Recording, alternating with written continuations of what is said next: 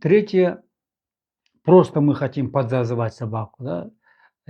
И здесь тоже мы она раз оглянулась, мы: "Ко мне!"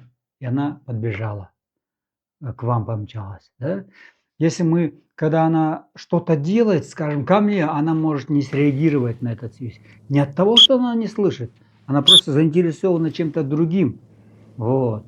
А, Отвлечена от этого и может проигнорировать вот этот свист. И тогда мы начинаем этот свист, учащать, там, громче делать.